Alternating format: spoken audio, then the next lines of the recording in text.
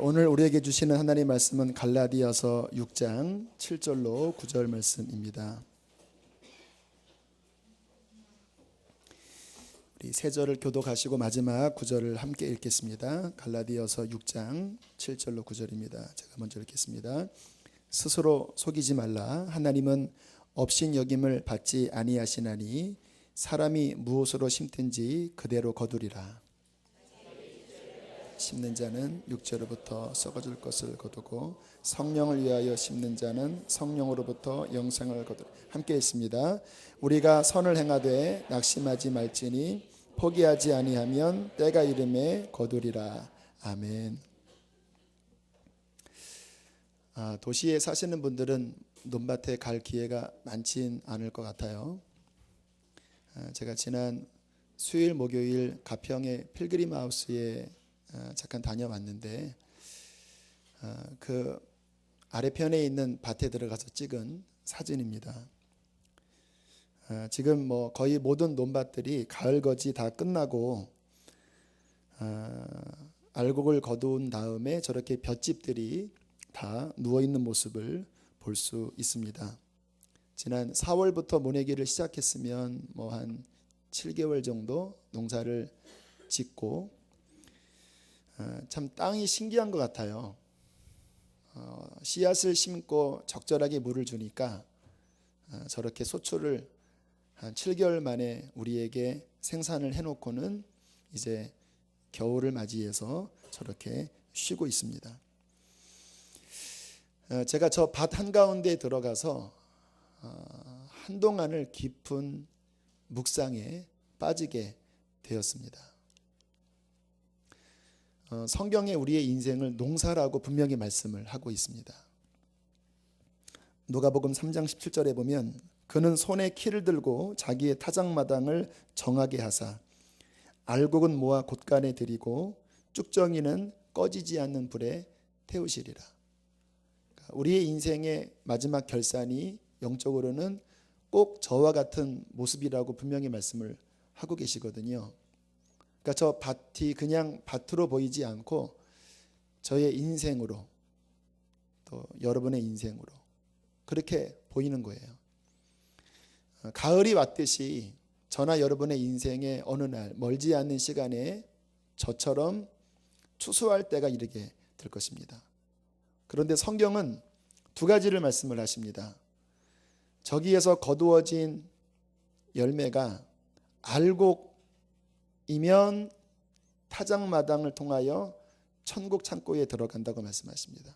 알곡은 어떠한 종류냐면 그의 인생이 하나님을 기쁘시게 하는 인생이었다라는 거예요. 우리가 반드시 하나님 앞에 설 텐데 우리의 인생이 알곡이 아니라 만약에 성경 말씀 그대로 쭉정이라고 한다면 쭉정이는 무엇일까요?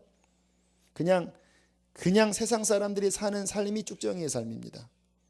육신적인 삶, 먹고 마시고 내 영광을 위해 세상 것만을 위해 산 삶은 세상에서는 동경할지 몰라도 저 마지막 추수 때에는 하나님 보시기에 쭉정이가 되어 불에 던져 사른다고 말씀을 하시는 것입니다. 제가 깊은 생각에 빠졌습니다. 그러나 저뿐만 아니라 여기 계신 모든 분들도 우리가 하나님 앞에 서게 될 텐데 내 인생의 농사는 알곡으로 자라나고 있는가 쭉정이로 자라나고 있는가 오늘 깊은 생각을 해보셔야 하는 것입니다.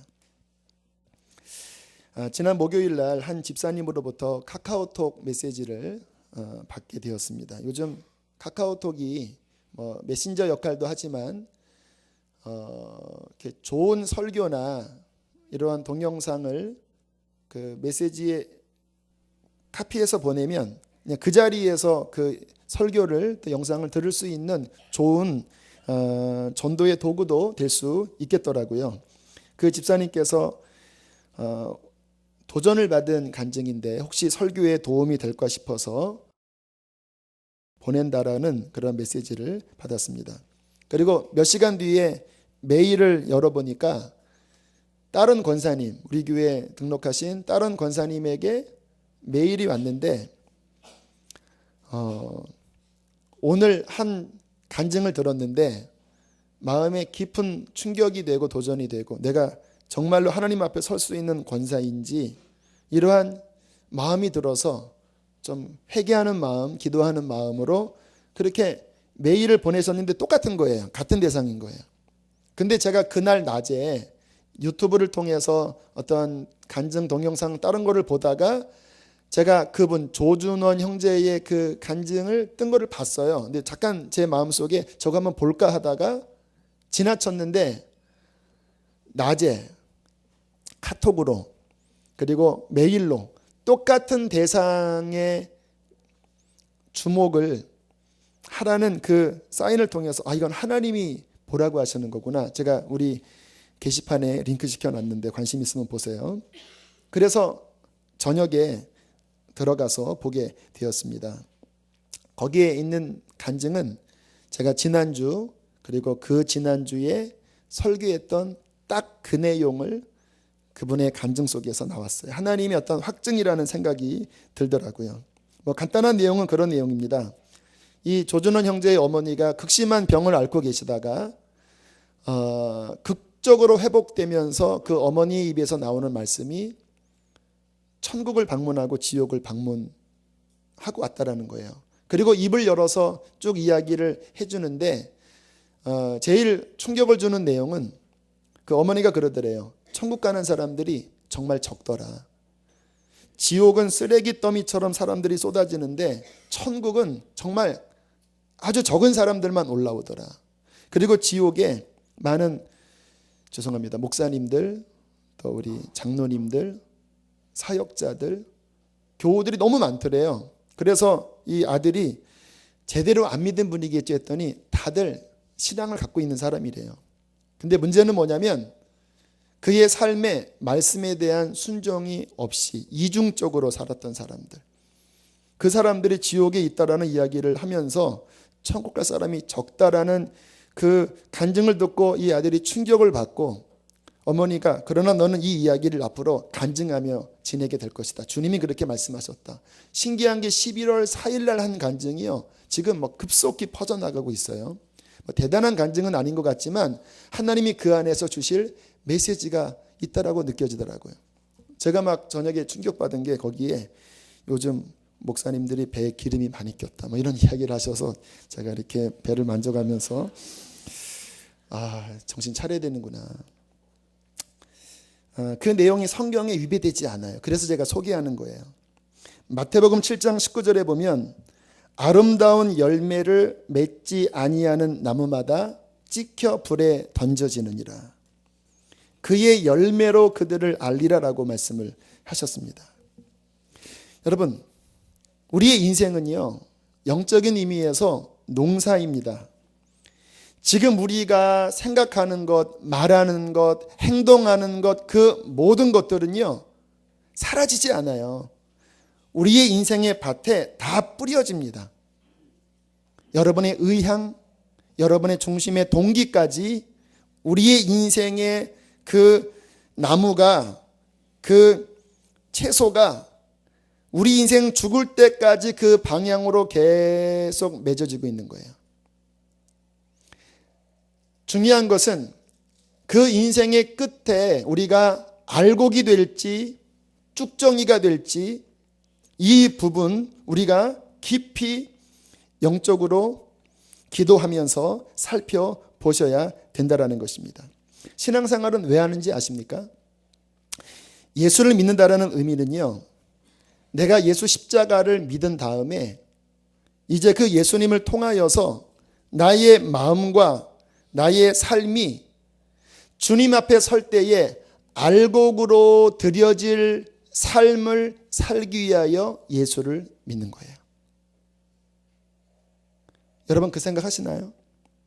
교회 왔다 갔다 하는 게 아니고 그냥 예수님 주님이라고 시인하고 끝나는 게 아니고 예수를 믿는 성경적인 의미는 그전에는 내 마음대로 살다가 이제는 예수 십자가 만나고 회개한 다음에 나의 마음과 나의 삶이 내 인생이 언제 끝날지 모르지만 끝나는 그날에 주님이 받으심직할 만한 알곡으로 드려지기 위하여 예수님을 믿는 것입니다.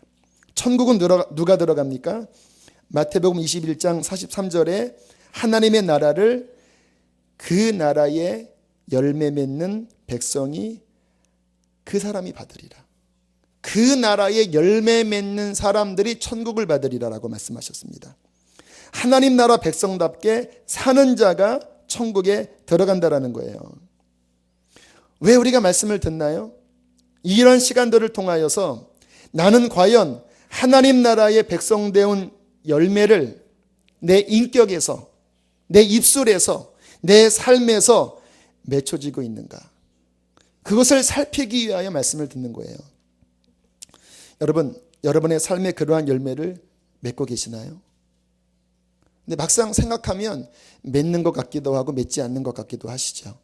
제가 조금 더 실제적으로 질문을 할게요. 지난 한 주간, 지난주에 예배 드리고 돌아가시고 오늘 여기에 오시기까지 한 주간 여러분 어떻게 사셨습니까? 하나님 나라 백성답게 거룩하게 사셨나요? 아까 우리 찬양에 거룩하다 만군의 여호와, 그 찬양을 정말 할 수 있는 사람은요, 주님의 거룩함을 본받으려고 삶 속에서 씨름했던 자가 주님의 거룩함을 노래할 수 있습니다. 왕이신 하나님 높임을 받으소서. 이 찬양을 정말 하는 사람은요, 그의 삶에 주님의 왕되심을 인정하고 순종하며 산 사람이 왕이신 하나님 높임을 받으소서 찬양할 수 있어요. 지난 한 주간의 삶이 어떠셨나요? 그 한 주가 한 달이 되고요, 그 한 달이 1년이 되고요, 그 1년이 평생 돼요. 사람의 인생은 관성의 법칙이 있습니다. 그냥 그대로 가는 거예요. 내가 오늘도 살아왔던 그대로 그렇게 끝까지 대부분 가요. 특별한 변화가 없으면. 그런데 내 지나간 한 주간의 삶이 하나님 나라의 백성다운 열매를 맺었다면 그 사람은 천국 갈 사람이지만, 지난 한 주간의 삶이 내 입술에서 온갖 불평, 원망, 미움, 시기, 저주, 음란, 이러한 것들이 나왔다면 그 삶의 열매로 주업해 가면 쭉종이가 되는 거예요. 지난 주간 저에게 어떠한 좋지 않은 생각이 갑자기 밀려왔던 적이 있습니다. 사람이 생각으로 무슨 일을 못하겠습니까? 만리장성도 지을 수 있지요. 그런데 제 마음에 그 순간에 이제 그 생각을 내가 받아들이느냐 하는 그 찰나에 생각으로도 죄짓고 싶지 않은 거예요. 그래서 주님이 다 보시니까 주님, 십자가를 바라보겠습니다. 그 짧은 순간에 제 마음을 들어서 그 생각의 방향대로 가지 않고 십자가를 바라보고 제 그 육신의 생각을 못 박았습니다. 그리고 제가 연약하니까 주님 도와주세요. 제가 생각으로라도 하나님 앞에 죄짓고 싶지 않아요. 그렇게 기도하니까 약간 힘들었지만 한 1분, 2분 지나니까 다시 제 마음이 주님께 고정되더라고요. 왜 제가 생각으로 싸우는지 아십니까? 제 마음으로라도 하나님 나라의 열매를 맺기를 원하기 때문에 그래요. 그게 구원받은 길이니까. 지난 월요일 점심 식사하러 우리 교우 식당을 찾아갔습니다.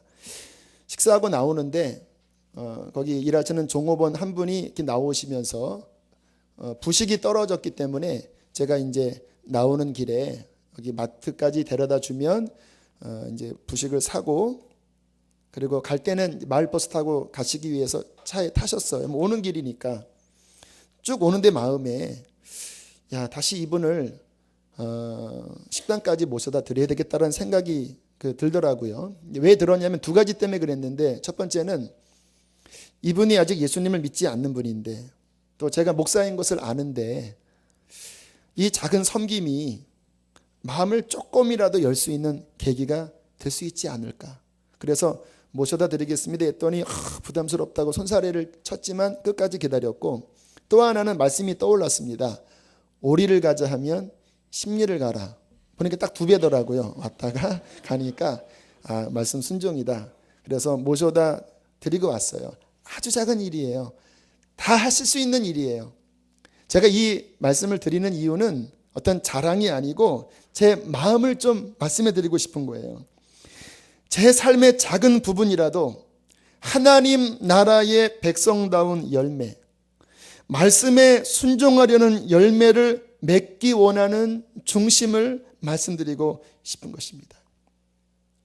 저는 목사로서가 아니라 예수를 믿는 성도로서 하나님 나라 백성다운 삶을 살기를 원합니다.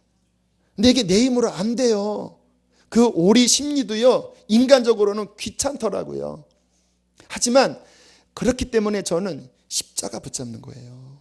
십자가에서 내 육신을 계속 못 받고, 그리고 주님 저를 도와주세요, 성령님 저를 도와주세요, 이게 제 입에서 끊이지 않기를 원해요. 왜요? 주님 나라 백성대로 사는 것은 이게 내 힘으로 안 돼요. 예수님으로만이 가능해요.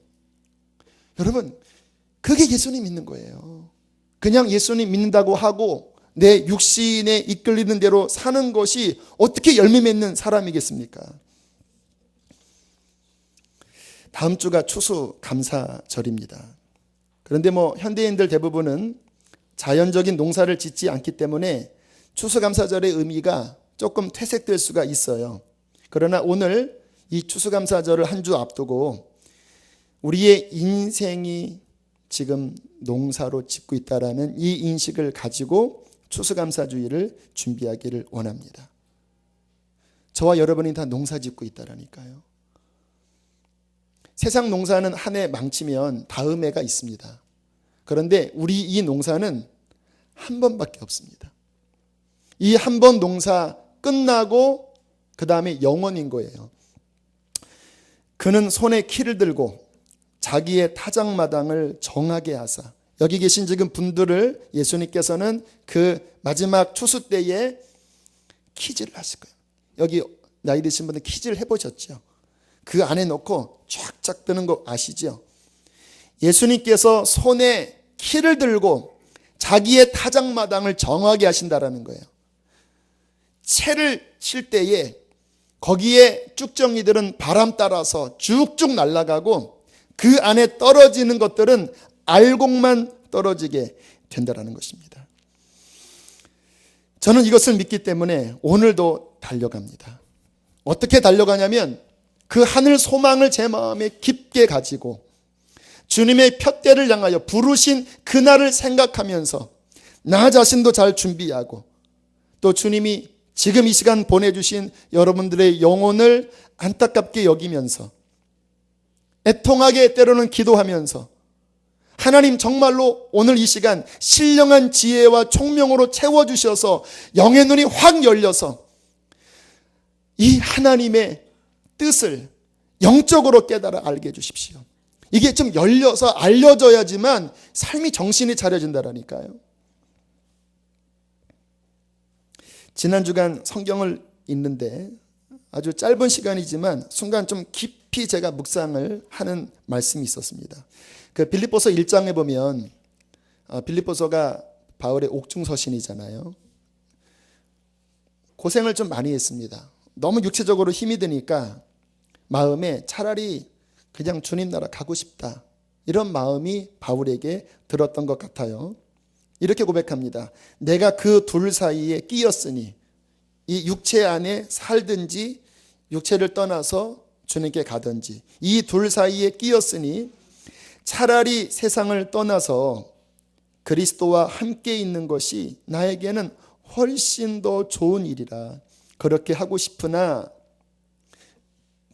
바울의 이 갈망이 느껴지시나요? 내가 주님을 섬기면서 십자가를 지고 지금 이렇게 달려가고 있는데 차라리 주님 앞에 그냥 지금 가는 것이 나는 훨씬 좋겠다. 그러나 내 육신으로 머무는 것이 너희를 위하여 더 유익하리라. 내가 당분간은 더 이 땅에 남아서 너희들을 가르치고 너희들을 이끄는 것이, 그것이 너희를 위해서 유익하기 때문에 하나님이 잠시 동안 나를 살리실 것을 믿는다. 그 말씀을 보는데 그 사도 바울 안에 있는 그 주님 나라 빨리 가고 싶은 막 갈망이 느껴지는 거예요. 바울이 많이 힘들었구나. 근데 그 순간에 무슨 생각이 또 들었냐면 그런데 바울이 지금은 주님 나라 가 있네. 그 힘든 시간이 잠깐이었구나. 그 말씀을 보는 순간 제가 생각나더라고요. 지금 저도 이제 십자가를 지고 주님의 길을 걸어가면서 바울 같은 거에 비하면 거의 힘들지 않지만 아무튼 나도 천국을 소망하면서 걸어가고 있는데 때에 따라서는 버겁기도 해요. 그런데 그렇구나. 바울이 바로 요때 이 갈망을 가졌지만 금방 지나가고 지금은 안식하는 것처럼 내 인생도 지금 이 시간들이 살같이 빨리 지나서 나도 바울처럼 주님 나라 그 앞에 서게 될 날이 곧 오겠구나. 여러분, 잠깐 오면 저나 여러분이나 이 가을거지 끝난 밭처럼 금세 주님 앞에 서게 될 텐데 저와 여러분이 농사를 잘 짓게 되기를 축복합니다. 그 갈망을 가지셔야 합니다. 내가 그날에 주님의 타작마당에 정말 알곡으로 남는 진실한 순종하는 하나님의 백성이 되게 해 주십시오. 농사 짓는 게 여기 농사 접은 경험이 있는 분이 있으시죠? 저는 거의 없지만 첫 목회 나갈 때 그 집 앞에 있는 밭이 좀 있었습니다. 그래서 거기에 고구마도 심어보고 옥수수도 심어보고 그나마 잘 자라기는 했지만 농사가 쉽진 않더라고요. 한여름쯤 비만 오고 나면요 진짜 이러한 그냥 잡초들이 막 금방 자라나고 고구마를 심었는데 별로 관리를 안 했습니다. 그리고 한번 심어놓고 가을에 땅을 파봤더니 이 고구마가 서로 엉겨갖고 이만해야 되잖아요. 이게 막 호박만한 고구마가 맺혀졌는데 먹어보니까 맛이 완전 맹탕인 거예요. 거름도 안 주니까 완전. 그래서 썰어서 마탕을 해 먹었는데 도저히 못 먹겠어서 그냥 버리고 말았습니다. 농사가 쉽지 않아요. 우리의 인생 농사도 쉽지 않습니다. 어떻게 하면 우리의 이 영적인 인생 농사를 성공적으로 지을 수 있을까요? 성경이 그것을 가르쳐주고 계십니다. 자, 두 가지를 나눠서 말씀을 드릴 텐데, 자, 먼저 영적인 농사를 잘 지으려면 제가 하나 질문할게요. 농사 지을 때 심는 것이 먼저일까요? 뽑는 것이 먼저일까요? 잘 대답하셔야 합니다. 다시 한번. 농사를 지을 때 심는 것이 먼저일까요? 갈아 엎는 것이 먼저일까요? 아멘. 눈치가 갈아 엎는 게 먼저예요. 딱딱하게 굳어지고 작년도에 했던 그 썩은 뿌리들이 가득한 그곳에 지혜로운 농부는 결코 파종하지 않습니다. 아무리 많이 씨를 뿌려도 딱딱하게 굳어진 그 밭에서는 결실이 거의 없어요. 여러분, 우리의 이 인생이 밭이고 농사라고 말씀하셨는데, 그런데 전제 조건이 있습니다. 우리의 마음은 이 세상에 살면서 온갖 죄악과 탐욕과 그 육신의 정욕, 그 더러운 것들로 말미암아 모든 인간들의 마음 밭은 딱딱하게 굳어져 있다라는 거예요. 길가밭이라는 거예요. 거기에 돌이 있는 거예요.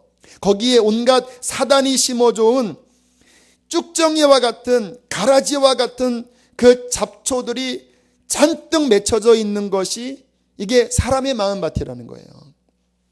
거기에 아무리 말씀의 씨앗을 뿌려봐도요, 그 말씀이 뿌리 내릴 곳이 없습니다. 어떤 분들은 교회를 5년 다니고 10년 다니고 15년 다녀도 변화되지 않는 분이 있어요. 왜 말씀을 들었어도 변화가 안 되는지 아세요?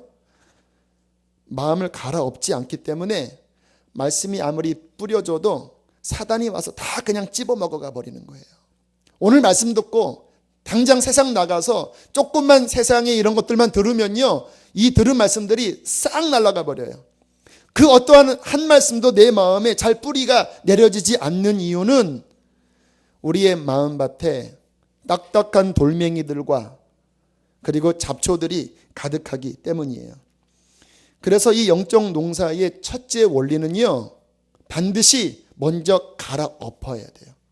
그래서 하나님께서 예레미야를 부르실 때 그 사역을 말씀하시기를 너는 가서 헐고 무너뜨리고 뽑아라. 그 다음에 세워라라고 말씀하셨어요. 너희 묵은 땅에 파종하지 말고 그 묵은 땅을 갈아엎어라. 오늘 읽은 말씀에도 육체를 위하여 썩어질 것을 거둔다고 말씀하셨는데 그 썩어질 것을 거둬야지만 비로소 우리에게 건강한 알곡과 같은 씨앗들이 비로소 뿌리를 내릴 수 있다라고 말씀하시는 거예요. 지난주에 보았던 어떤 그 교회의 집사님의 간증을 잠깐 소개합니다. 그분이 이렇게 간증을 쓴 거예요. 목사님께서는 우리가 죄인인지도 모르고 산다고 말씀하셨습니다. 그리고 철저히 회개해야 지옥 가지 않고 천국에 간다고 눈물로 말씀을 전하셨습니다.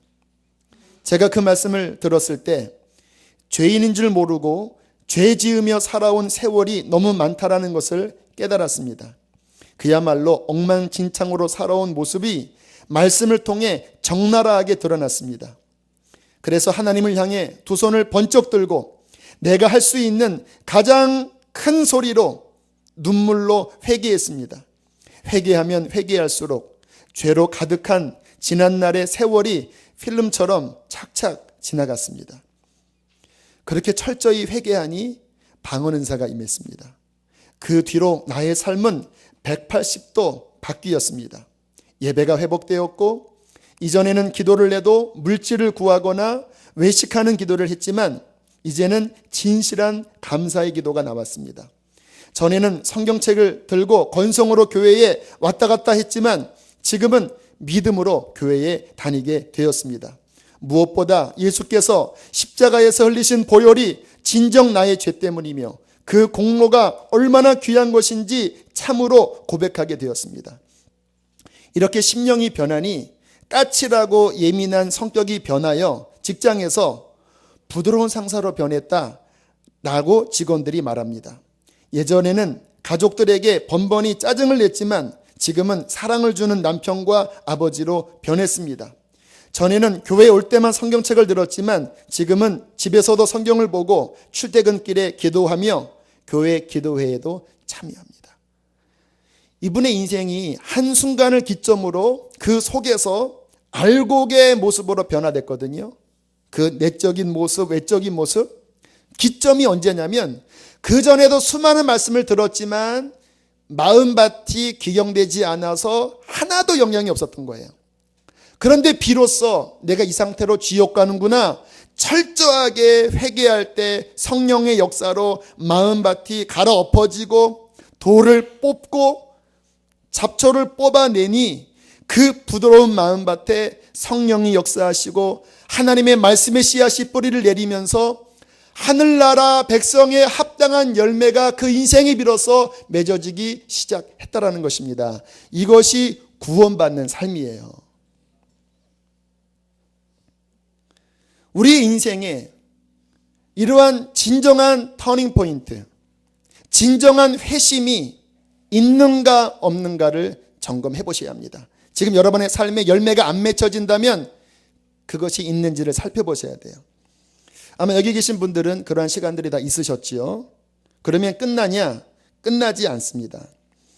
이 마음밭을 기경하고 그리고 잡초를 뽑는 것은 신앙생활 내내 해야 돼요. 아까 말씀을 드렸듯이 잡초는요 심지 않아도 어디서 바람 타고 날라왔는지 뿌리도요 얼마나 질긴지요 안 뽑혀요. 잘 좋은 화초는요 관심을 기울여도 키우기 힘든데 이 잡초는요 내버려둬도 질긴 것이 얼마나 잘 자라나는지. 사람의 마음 속에서 이 육신 안에서요 끊임없이 그 썩어질 씨들이 끊임없이 꾸역꾸역 울려나와요. 가만히 있으면 여러분 마음속에서 교만한 생각 안 올라오시나요? 저는 올라와요. 가만히 있으면 음란한 생각 안 올라오시나요? 아직까지 저도 올라와요.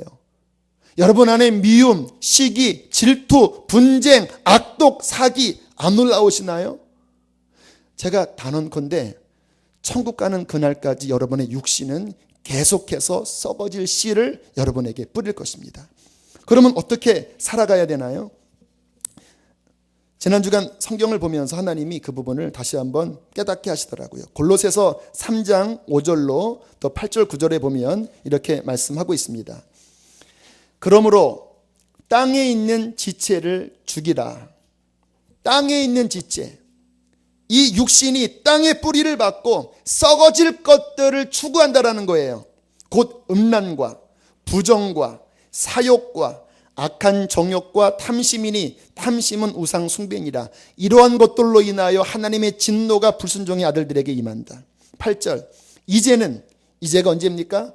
예수를 믿고 하나님 나라의 백성다운 열매를 맺기로 소원하는 이제는 너희가 이 모든 것을 벗어버리라. 곧 분함과 노여움과 악의와 비방과 너희의 입에 부끄러운 말이라. 너희가 서로 거짓말을 하지 말라. 옛사람과 그 행위를 벗어버리고. 이 말씀을 보면서 명확해지더라고요. 그리스도인의 삶은요, 계속해서 옛 것을 벗으셔야 합니다. 육신에 속한 것을 끊임없이 벗으셔야 돼요. 가만히 있으면 또 여러분 한 주 동안 여러분의 마음을 힘들게 한 것들 있으셨잖아요. 분노가 있으셨잖아요. 정욕이 있으셨잖아요. 탐심이 있으셨잖아요. 그거를 허용하고 방치하면 그 악한 것이 여러분 마음속에 뿌리를 내려서 불태워져 없어질 열매로 여러분의 인생을 끌고 가신다라는 거예요. 끌고 간다라는 거예요. 허용하면 그리스도인은 끊임없이 십자가 바라보고 또 그거 못 받고 또 못 받고 땅에 있는 지체를 성령의 능력으로 죽이고 십자가의 능력으로 죽이고 끊임없이 예수 그리스도의 거룩한 것을 입는 거예요. 곧 겸손과 온유와 사랑과 화평과 인내와 그 하나님의 거룩한 것들을 끊임없이 입고 옛것은 벗는 작업을 살아갈 때 그렇게 1년, 5년, 10년 지나보세요. 주위 사람들이 엄마 변했어. 당신 변했어. 왜요? 끊임없이 우리 안에 있는 복음과 그 영광을 우리가 붙잡았기 때문에 그 주님으로 말미암은 선한 열매들이 우리의 인생을 하나님 나라 백성다운 열매로 맺혀지게 할 것입니다. 사랑하는 교우 여러분, 지금 여러분의 삶에서 벗어버려야 될 것이 있습니까? 지금 뽑아버리십시오. 내일로 미루지 마세요. 아까 말씀드렸듯이 인생은 관성으로 그냥 가는 거예요. 오늘 주의 말씀 앞에 철저하게 뽑을 것을 뽑아 나갈 때에 하나님 나라의 백성다운 열매가 비로소 맺혀지게 될 것입니다. 두 번째는 이제 심는 작업인데요. 그렇게 마음을 갈아엎고 그리고 옥토밭이 된 그 위에 심어야 할 것은 하나님의 말씀의 씨앗입니다.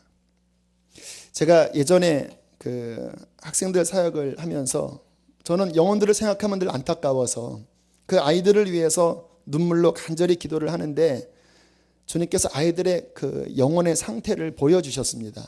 어떤 그림이었냐면 황무지에 바람이 불면 먼지만 날리는 황무지였어요. 이게 무슨 의미일까 하고 생각할 때 주님께서 깨닫게 하시기를 저 아이들의 마음 안에는 말씀의 씨앗이 없다. 그래서 막 예배드리고 기도할 때는 은혜를 받지만 여러분 사막은요, 나무가 없는 민둥산은요, 비가 오면 홍수를 이루는데 잠시 잠깐 오면 그냥 쑥 빠져나가서 어떠한 물도 가두지 못해요. 그 아이들의 마음 안에 말씀의 씨앗이 없기 때문에 은혜를 받아도 그냥 며칠 지나가면 다 쓸려져 내려간다.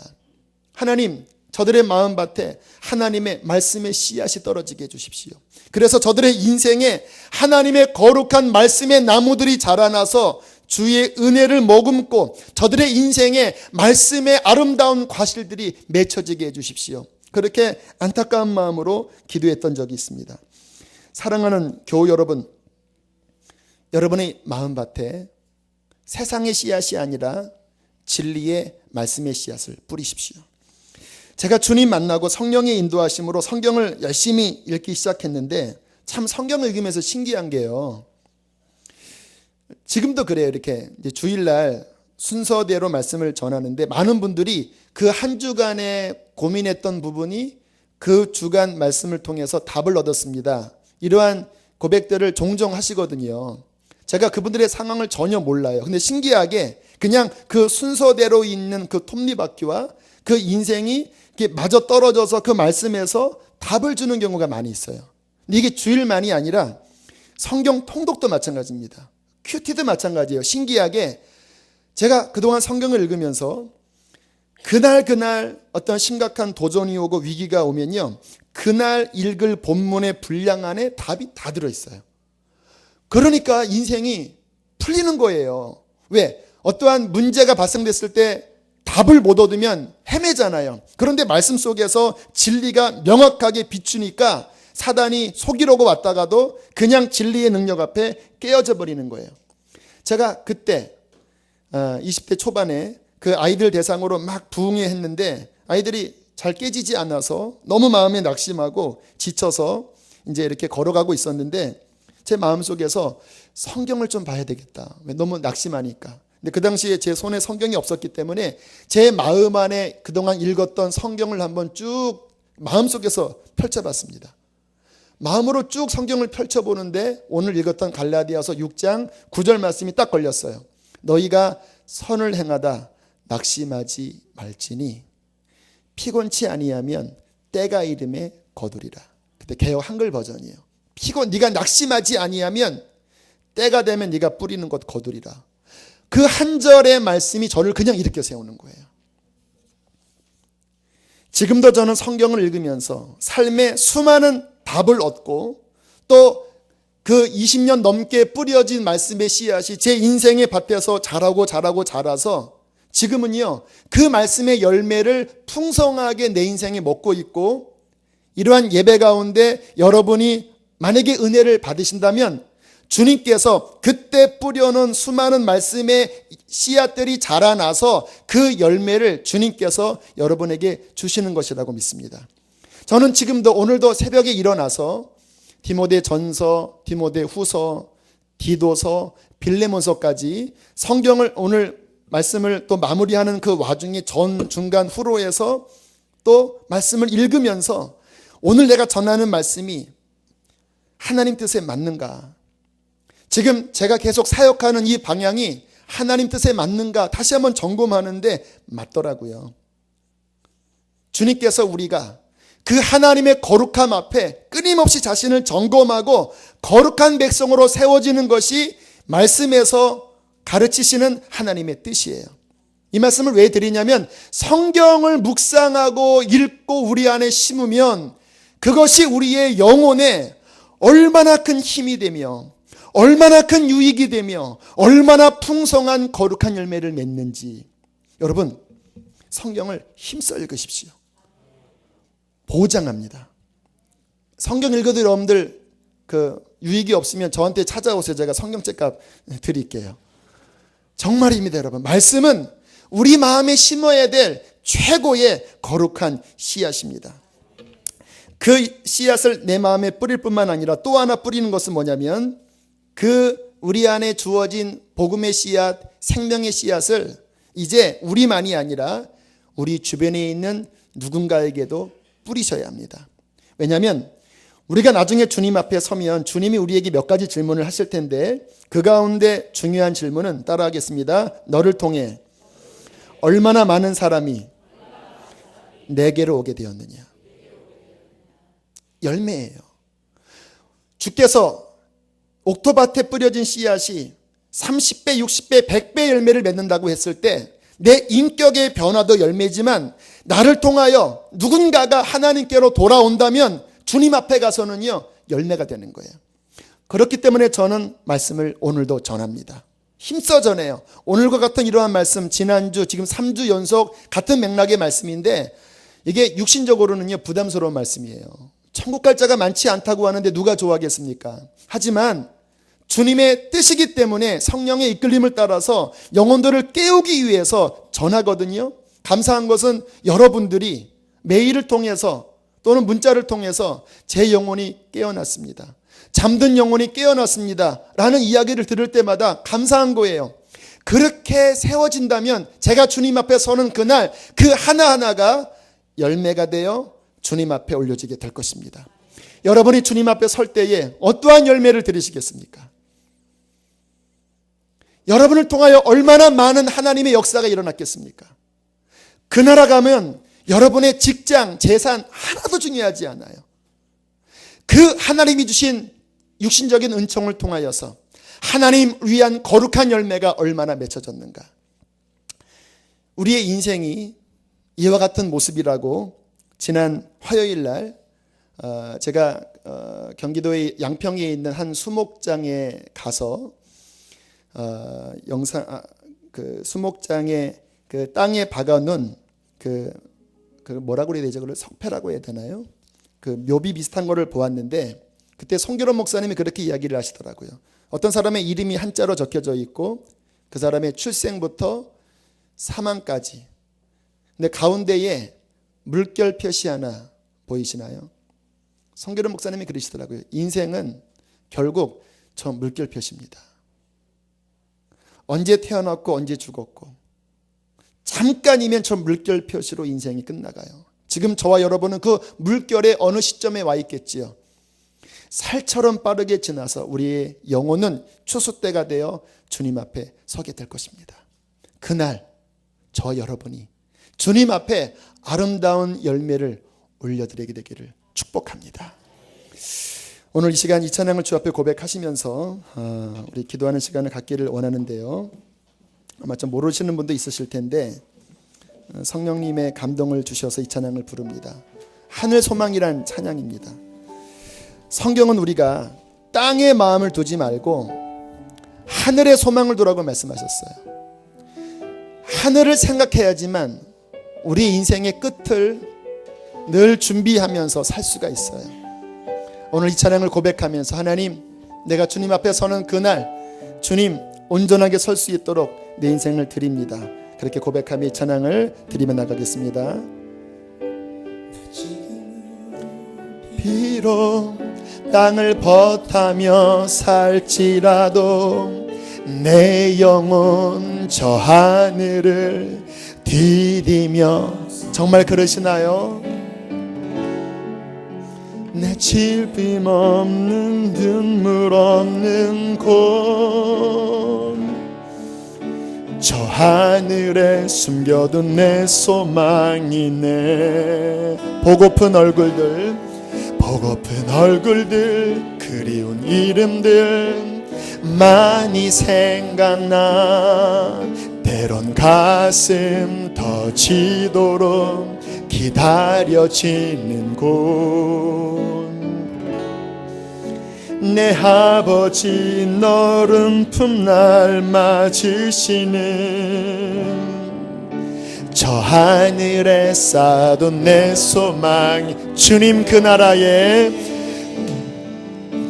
주님 그 나라에 이를 때까지 순례의 걸음 멈추지 않으면 어떤 시련이 와도 난 두렵지 않네. 주와 함께 걷는 이 길. 우리 다시 한번 처음부터 고백합시다. 나 지금은 비록 땅을 벗하며 살지라도 내 영혼 저 하늘을 디디며 사네. 내 주님 계신 눈물 없는 곳